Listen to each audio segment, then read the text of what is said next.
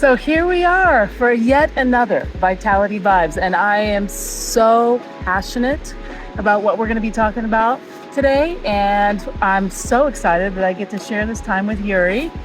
Yuri Chicovsky. He has been teaching writing in various forms for years and helping people really to engage their stories and to create healing. And so we wanted to talk today about writing as remedy. And can we just start with you telling a little bit of your story, how you got into this, what writing's been doing for you? Yes. What writing's been doing for me, that's funny. I don't write much now that the kids have been born, but I'll get back to it. I did start writing. Well, that's writing things on your soul. Yes. That thing about having kids, sandpaper for the soul. Things are getting etched in there. I feel the abrasiveness for sure. Have some wounds from it. I began writing as a pretty young child, maybe 6 years old, and my grandfather was a writer. When I got to college, I had an appointment with the creative writing department and decided that I was going to do that, despite the fact that they discouraged me and said that Hallmark cards was the only job available. Oh my goodness. For How writers. long were they? Well, I found that you have to kind of make your own jobs. And I wrote as a poet in college and some fiction as well. And worked on my own stuff for years. It wasn't until I was, I think, almost 30 years old that I moved to a rural town, Craig, in northwest Colorado, and met this kind of strange old mystic woman named Sandy. And she I told her my story, and she said, I think we need you. She said, we just had a loss in the community. And this great teacher, who was the wife of the mayor, died on a river. And she had brought all sorts of arts to that community and as a teacher, and had started this memoir writing class. They had an ad in the paper that they needed a teacher. I showed up at the interview, and there was no other candidates, so they gave me the job. Nice. Yeah. But I took over this class of maybe 12 to 15 seniors at the senior center, and immediately it was like, oh, I can do this. Mm-hmm. I had been teaching golf for 15 years at that point, and just developed my sort of way with people in a learning environment, particularly with adults. And it seemed to translate really well to the writing sphere. And over the first couple of years of teaching that, the relationships between me and the students, and between the students themselves, became very, very strong. In fact, it's like some of the strongest relationships I'd ever seen in my life. Mm-hmm.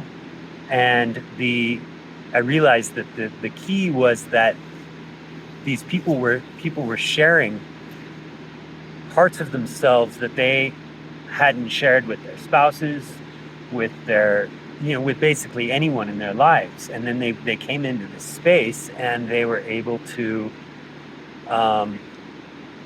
dig so much, in some cases, like so much deeper than they ever would in their daily lives. And these were in Craig, these were very, I guess you would say, conservative folks. Mm-hmm. Where we live here, there's definitely a swath of not so conservative. There's all sorts of people here, right? But these weren't people who were looking for trauma work, or regression or stuff like this. But by 7 years into it, especially the men involved had transformed. Mm-hmm. And these were men who were categorically shut down. Yeah. They were wonderful, but the last thing that they were sort of trained to do was like dig deep emotionally or spiritually or anything. But as we worked together, with my knowledge of writing, but also psychology and various modes of spirituality and that, and then that coupled with like them mirroring behaviors to each other in this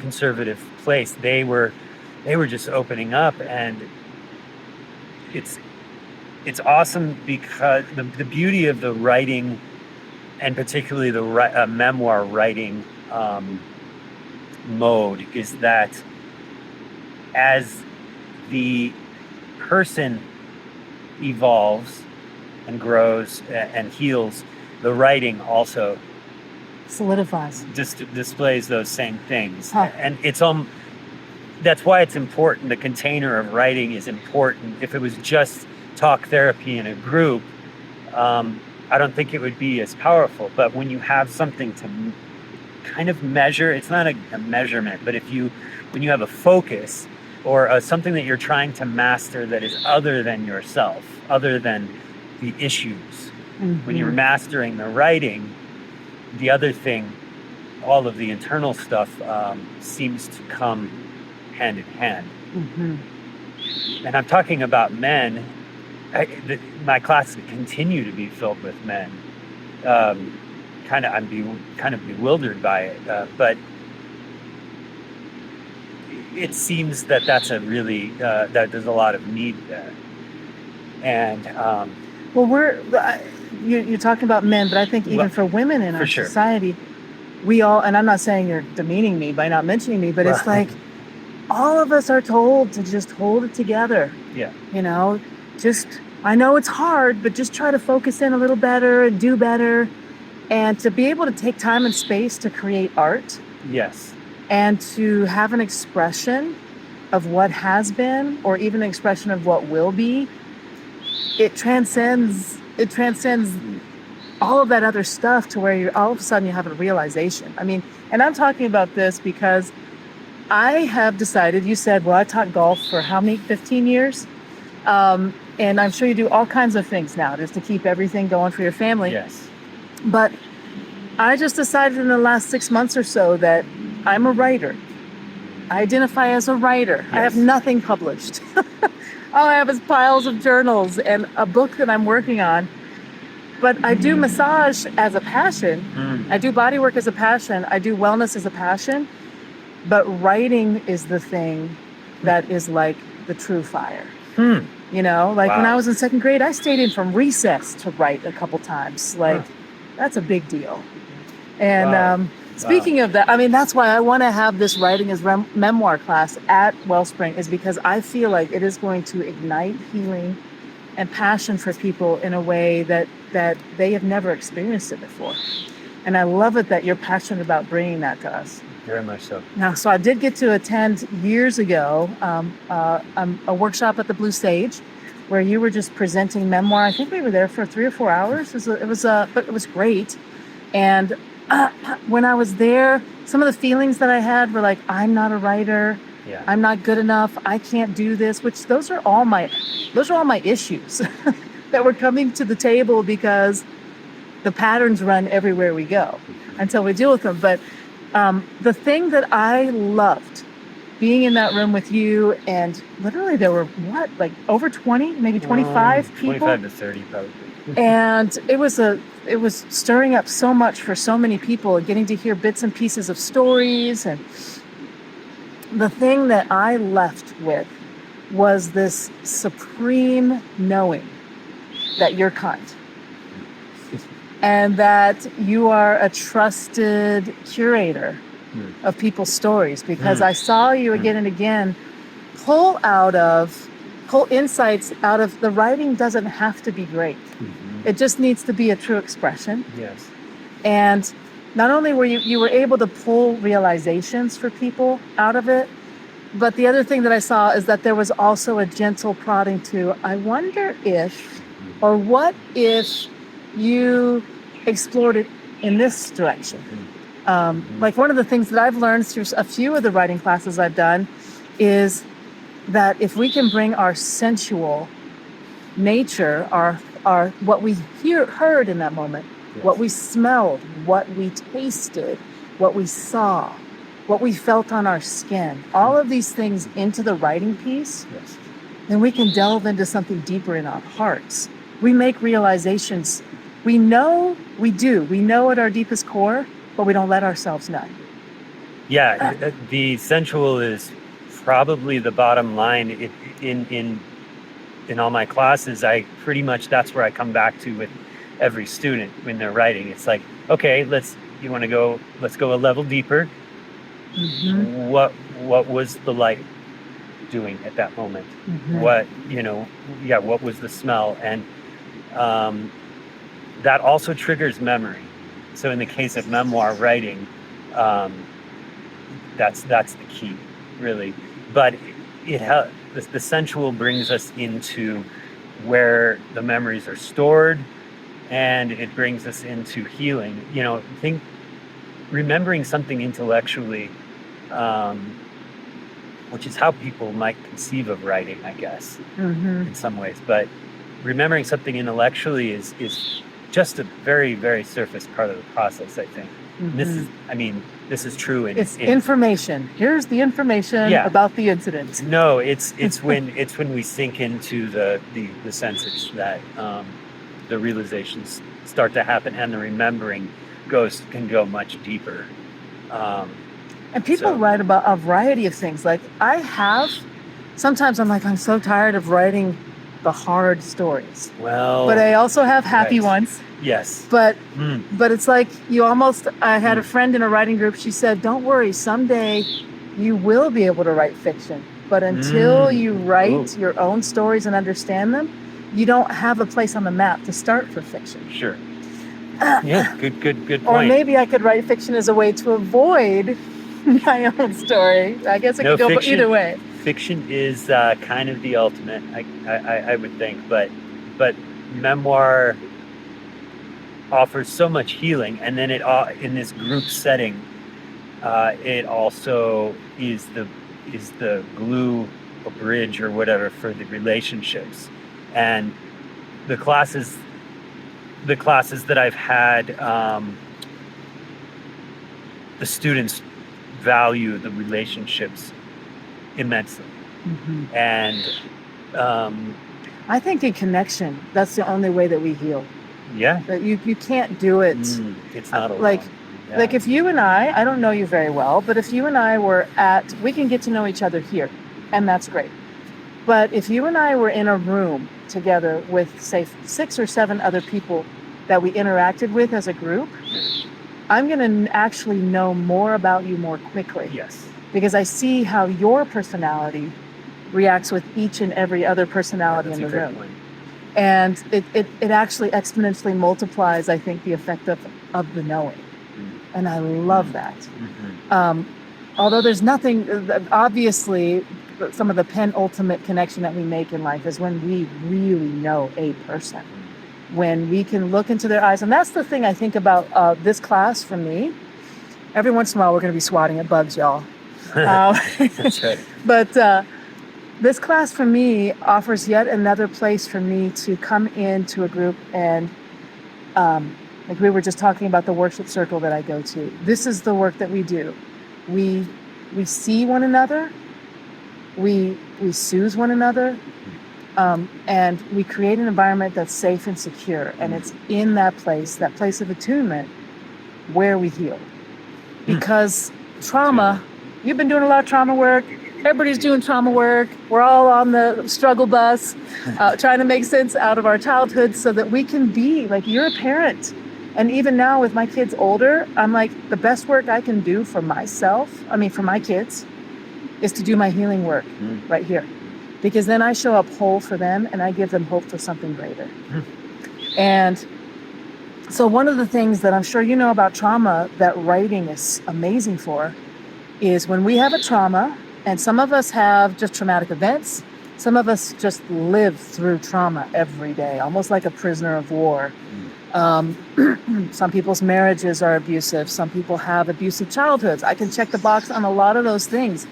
And what I've come to realize, because I have listened to so many podcasts that I'm now an expert. Just kidding. But the trauma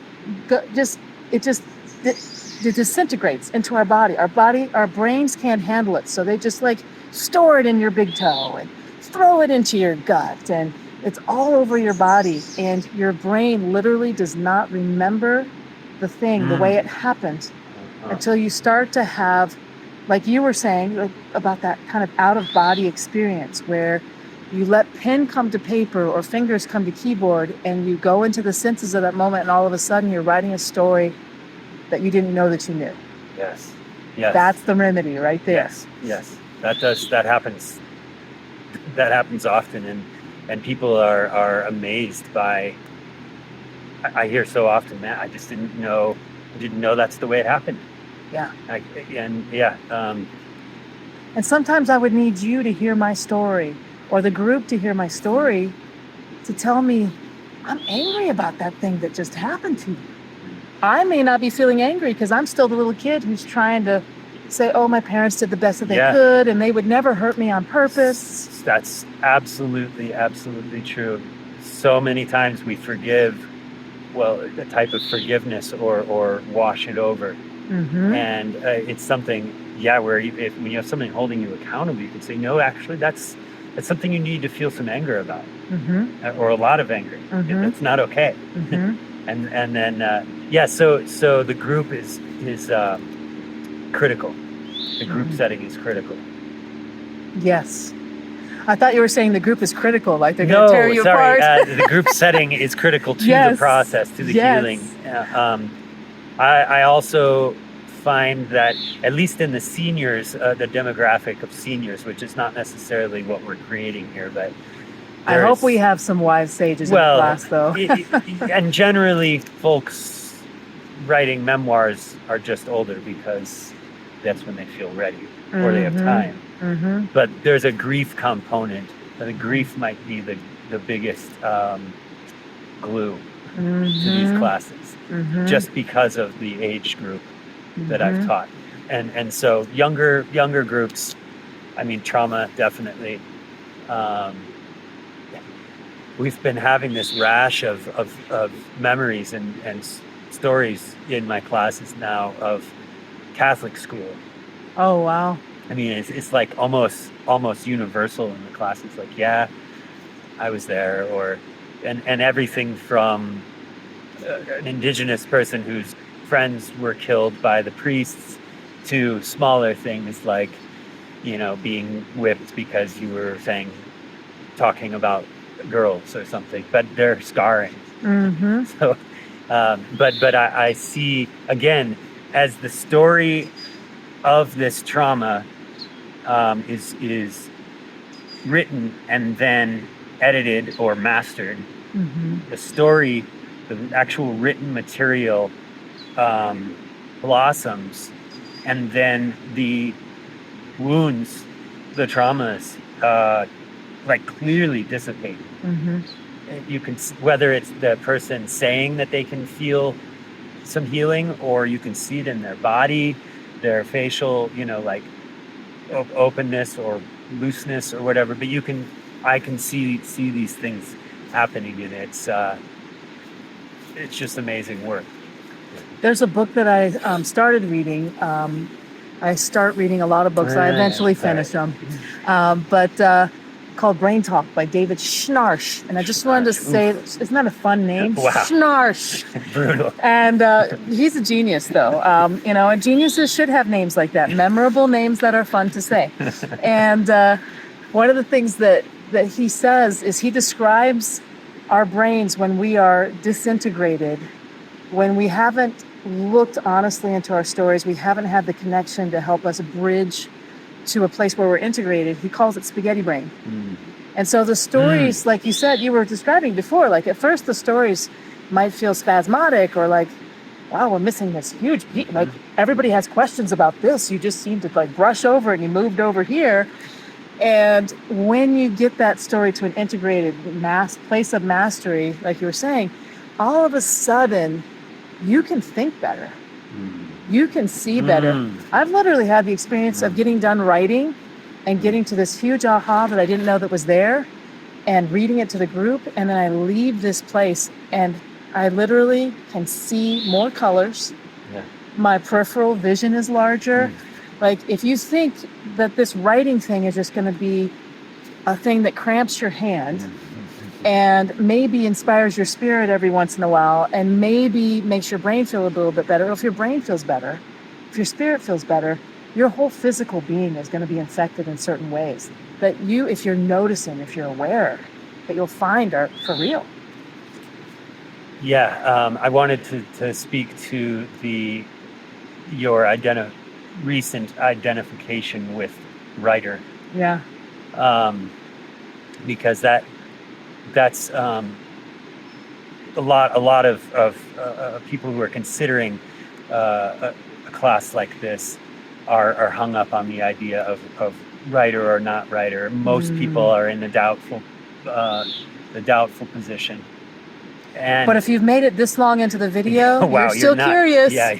You're still thinking about it. It's one of my students insists that he's not a writer and will never identify as a writer, but he's always talking about the identification as a writer and saying, well, I'm not going to do that. But every week he writes, and every week his stories get better and better. So even people who negatively identify sometimes can be focusing, doing the focus in the right way. But you don't have to identify as a writer to do this work at all. And mastery of writing doesn't require writing skill exactly, or writing training. Number one, we all know how to talk. Well, most of us do. The spoken word is where memory or memoirs really comes alive. It doesn't actually have to be spoken, but it's your voice. This is not a character that you've created. This is not an essay that, this is your voice. This is your memory coming out in your voice. And oftentimes, literally just saying it aloud is the beginning of the writing. And the mastery comes because I and the other group members are listening to you. And then they are able to say, wow, when you read this part, my skin, or I had goosebumps. Or I can say, my gut got so tight, I was scared. Well, whatever. The group environment with a guide can give you everything you need to edit or master a memory. And again, once that occurs, or as that occurs, the healing occurs. It's so inspiring. And for those of you who are curious, we're going to be offering an opportunity for you to dip your toe in the water and to see just how this is just an open, warm, supportive environment for whatever you bring to the table. I think one of the things that we do as a culture is we're so wired into certain ways of being or certain ways that we see things happening. For example, music, Milli Vanilli. Some of you are too young for this. I remember. but these guys, they were lip syncing, and they made some quick money. They were one-hit wonders, and they were super cute. I loved their dreads. But but anyways, they lip synced, so they never got. I'm sure they found a way to support their families and all of that. But you come in, and I think it's just so important what you said. It's like your voice. No one else has your way of saying things. And I get on myself when I'm writing. I'm like, why am I writing this? This isn't going to make. I have a friend who's like, you have to write this. People need to know about this, what it's like, and and know all the things you're doing to heal, so that Mm. you're going to connect some dots for them. And they're going to get to healing faster because you're writing this. If it's ever published, that would be my hope. Mm. But it's my voice. I can't be Anne Lamott. I can't be Emily Dickinson. Mm. I can't be Yuri Chicovsky. Are you kidding me? I cannot put out that voice. No. But it is about, a lot of us, we haven't even found our voice. No. And maybe part of it is finding your voice. How do I show up in the world? You know, were you the kid in class in elementary school who was left-handed, who had to use the right-handed scissors? Sure. You know, there's so many ways that you're going to realize, wait a second, that place where I got forced this direction, that wasn't actually me. You find those things as you go. There's just so many things. I'm so passionate about this. Let's just talk for 2 more hours. Let's go. No, we're going to do that at the workshop, though. What do we have? 4 minutes? Yeah. Yeah. I like it. It's on point with time. Well, It's important. I had a point. While he's coming up with his point, I'm going to tell you about when the workshop is. It's August 8th, Tuesday, from 6 to 8:30 p.m. It's a $25 suggested donation. Come as you are and with what you have.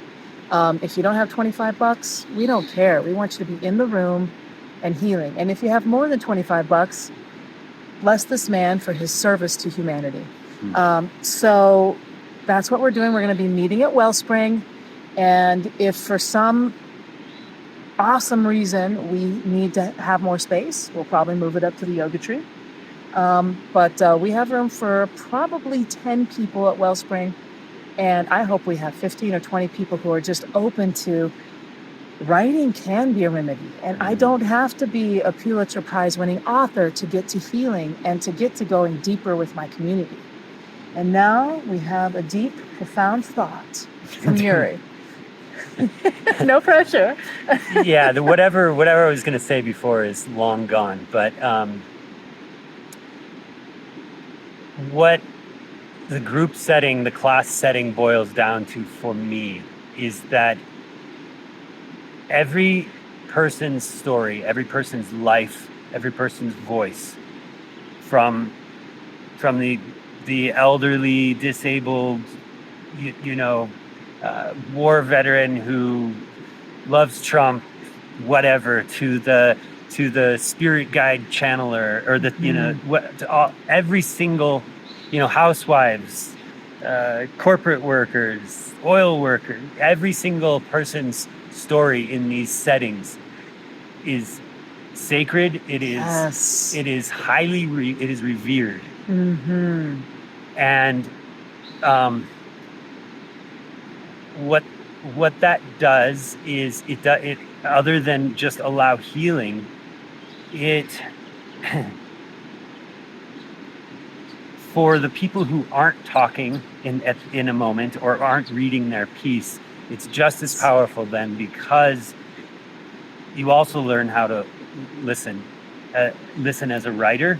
Mm-hmm. I mean, I'm always bringing it back to writing, so there may be a certain device that's in play at a certain point that non-writer might not know about. I'll bring that up. I'll describe it, and it'll come back to the writing. But regardless, to be able to collect or curate a disparate group of life stories into one beautiful, sacred, respected container is far beyond just the personal healing that can happen. It's just part of what humanity needs. Yes. Right now. Yes. And so true. So that might be the part of this work that I love the most, is just the ability to move from one to the other, to the next, and train the ears and the mind and the judgments and all that stuff, and just go with respect, love, amazement. And each of us has we all kind of live the same story as well. Yes. which is really interesting. We have like little different versions of the one human story. Yes. And it's just So so good. beautiful to see these things emerge. And I would absolutely love it if this class could materialize. I want to work with another group, and I'm so excited and grateful for the opportunity to come into a setting that is already geared to healing work, Hmm. wellness work, and just see what might materialize. I love it that we're filming in front of the river, Mm-hmm. because as you were talking, I was seeing this picture in my head of how, you got Trump supporters, you got all these different people who come into the room, and not to demonize Trump or anything like that. It's just, people who come from all these, we like to shoot cannons at one another and make the person right and wrong. And you're encouraging us to come, instead of standing on opposite sides of the bank and lobbing cannonballs, you're saying, get in the river. Let's just Jump swim in, together. Realize it's cold for everybody. Yeah. The current pulled everybody. And Your story is my story, is my story is your story. Absolutely. We can all recognize ourselves in others' stories. Yes. Absolutely. Yes.